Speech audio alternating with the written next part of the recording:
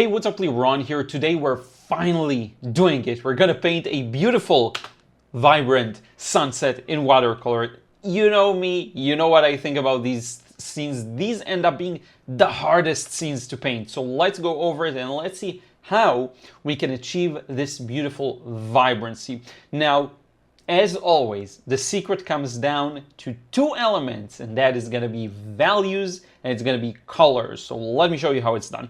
I'm starting here with Carbazole Violet. Look at the top of the sky. It's very violet-y, and it can be very challenging capturing the light this way. So just know, if you're having a hard time, I'm going to pause and scrub through this process. It's a short process. It's about, I don't know, 7 minutes long.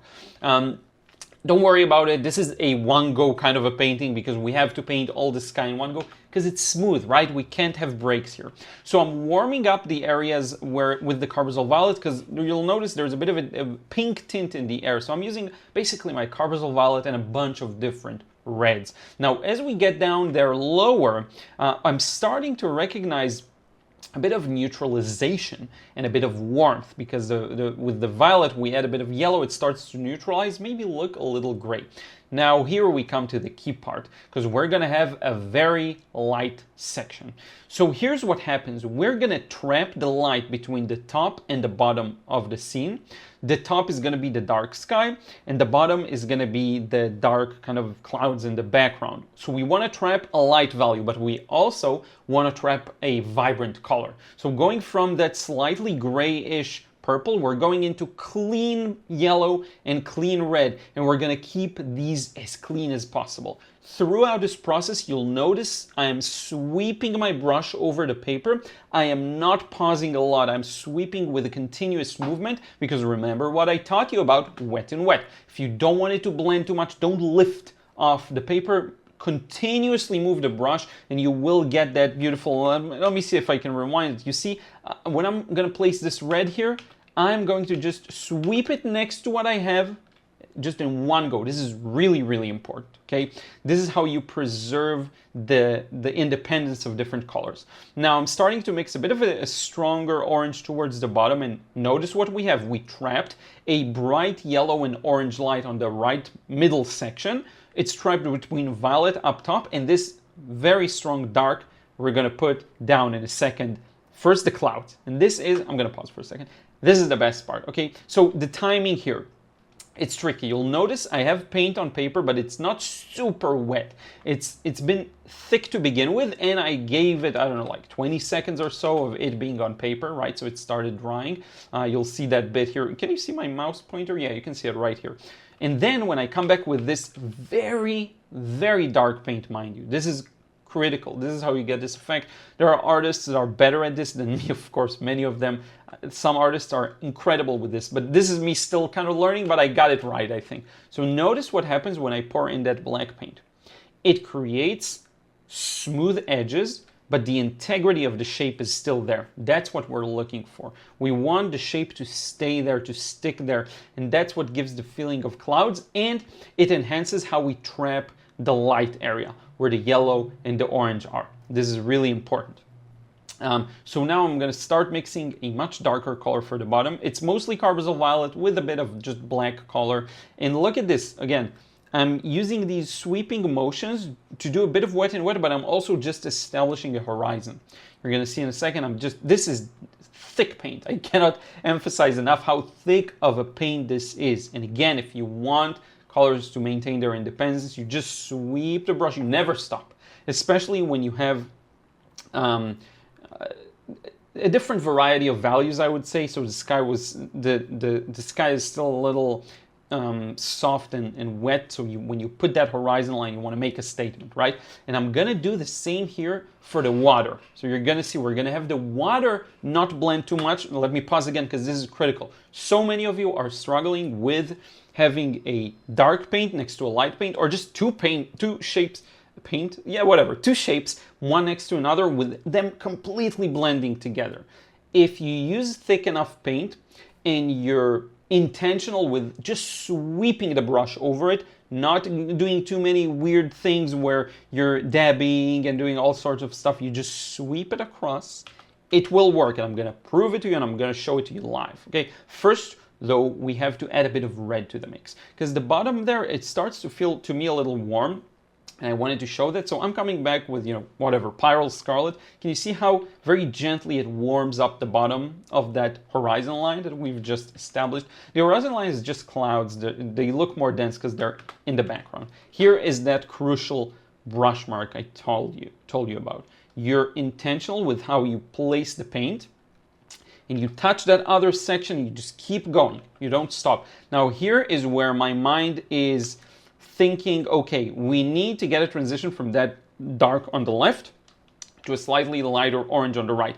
I have a timer ticking, a clock moving backwards right now. It's crucial that I get this wash. What I'm doing right now, it's crucial that I get it in time. See this brush mark? It will not, let me rewind, it will not interfere with the horizon line, at least not significantly, because look at how I'm moving my brush. Just a second. See, I'm constantly moving it. Okay, no one shows these things in detail, so pay attention. This is how you get it done from a technical standpoint. Now, a lot of people are scared. Left side is very dark paint, and I'm gonna now merge light paint next to it, right? I have the paper white now, but check it out. As long as you just get it done, you just get it done in one go, maybe two goes, it will blend smoothly and nicely. And again, this is as far as I'd let myself touch this wash with the same consistency of paint. Now is the time to stop, pay close attention, and not mess it up. So what I'm doing is increasing the consistency, because what I want to do is start establishing the soft variations. So you'll notice in the water there's kind of cast shadows or cast whatever. I'm not even sure exactly what it is, but it's kind of cast shadows or reflections. I want to establish these now while it's still wet, and I have to be quite mindful of the consistency of paint in my brush. This is actually the most important part. You have to be really careful with that. So I'm establishing that the lower section is a little darker, right?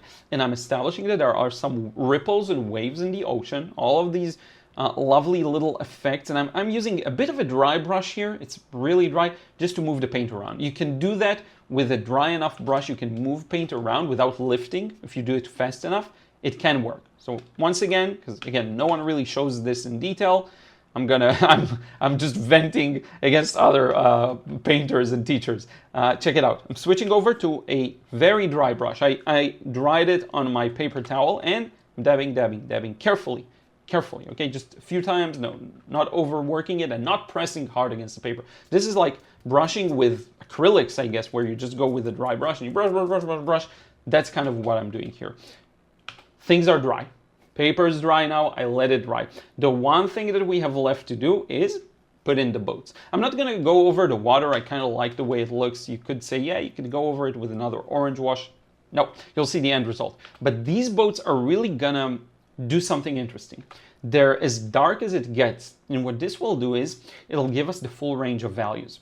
So putting in those dark boats, fishing boats, will contextualize everything else in the background. Because right now, you look at the background and you think, okay, this is really dark in the background. Well, it's not really, because you can go darker, and this is what I'm doing right now.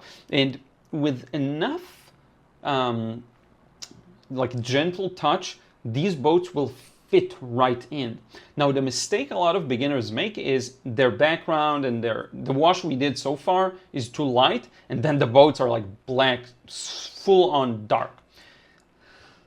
The background here isn't light, it's kind of a mid value, right? And the boats I'm putting right now are not if 10 is just pure blank, it's not a 10 out of 10, it's like an 8 or a 9 out of 10. You'll see once it dries, so it's gonna fit right in.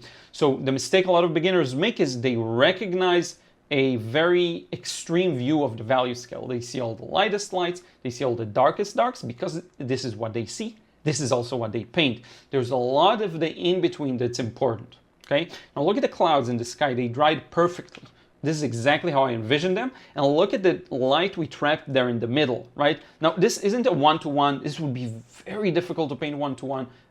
I don't know if I could, but I know that some artists could. I'm not a robot. I can't get it one-to-one. What I can do, and this is something for you to take with you, maybe if you're struggling with, like, it doesn't look exactly like the thing I'm painting. What you can do is get your impression on paper. Make it look like what you envision in your mind's eye.